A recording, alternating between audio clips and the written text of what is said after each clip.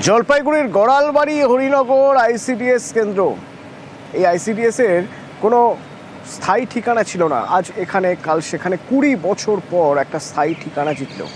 কি সেই ঠিকানা, কিভাবে জুটলো? শান্তনু রয়েছেন আমার সঙ্গে সরাসরি। শান্তনু,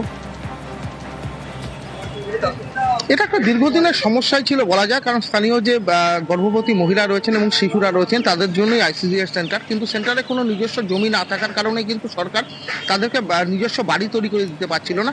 তার ফলে গ্রামের এর বাড়ি বা ওর বাড়িতে গিয়ে মাঝে মধ্যে তাদেরকে আইসিডিএস সেন্টার চালাতে হতো আইসিডিএস কর্মীদেরকে। তার জন্যই কিন্তু এই এলাকারই যিনি পঞ্চায়েত সমিতির সদস্য রয়েছেন তিনি কিন্তু উদ্যোগী হয়েছেন এবং তার বাড়ির একটি জমির অংশ কিন্তু সরকারকে তিনি দান করেছেন এবং সেই জমিতেই কিন্তু একটি আইসিডিএস সেন্টার গড়ে দিয়েছে সরকার। এবং সরকারিভাবে সেই সেন্টারটি গড়ে ওঠার ফলেই কিন্তু এখানকার আর মায়েদের বা শিশুদেরকে অন্যত্র যেতে হবে না, অর্থাৎ গড়ালবাড়ির যে হরিনগর এলাকায় রয়েছে সেখানে একটি স্থায়ী স্বাস্থ্য এবং আইসিডিএস সেন্টার তৈরি হয়ে গেল। এখানকার আশপাশের যত গ্রাম রয়েছেন সেখানকার মা এবং শিশুরা এবার থেকে সরাসরি এই সেন্টারের মাধ্যমেই পরিষেবা পেয়ে থাকবেন এবং সেখানে পড়াশোনার ব্যবস্থা যেরকম রয়েছে, রান্না খাওয়ার ব্যবস্থা রয়েছে এবং চিকিৎসারও ব্যবস্থা রয়েছে, সেরকমই একটি আধুনিক ঘর তৈরি করে দেওয়া হয়েছে সরকারি টাকায়। এবং এই কেন্দ্রটি হওয়ার জন্য স্থানীয় মানুষরাও খুব খুশি হয়েছেন, কারণ দীর্ঘদিন ধরে তারা এই সমস্যা দেখছিলেন। কখনো কারো বাড়ির বারান্দাতে চলছিল আইসিডিএস সেন্টার, কখনো বা কোনো ভাঙা বাড়ির মধ্যেই চলছিল আইসিডিএস সেন্টার। ফলে গ্রামের সেই মহিলা, যারা গর্ভবতী মহিলা রয়েছেন, শিশুদেরকে নিয়ে কিন্তু আইসিডিএস কর্মীদেরকে কখনো এ বাড়ি কখনো ও বাড়ি ঘুরতে হতো।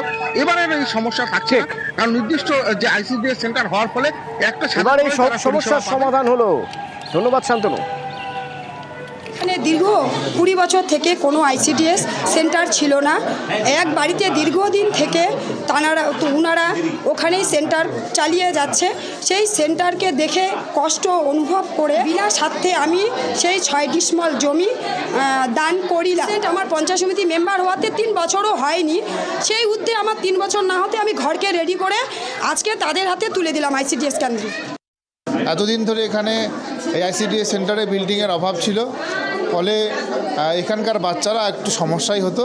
কিন্তু আজকে মাননীয় মুখ্যমন্ত্রী মমতা বন্দ্যোপাধ্যায়ের অনুপ্রেরণায় আজকে যে আইসিডিএস বিল্ডিংটা নিজস্ব ভবন পেল, তার জন্য এলাকার যারা বাচ্চা রয়েছে, যারা আইসিডিএস এই সেন্টারে আসে, ফলে তাদের ক্ষেত্রে মাথার উপর একটা নিজস্ব ভবন হলো, ছাদ হলো, ফলে তারা ভীষণভাবে উপকৃত।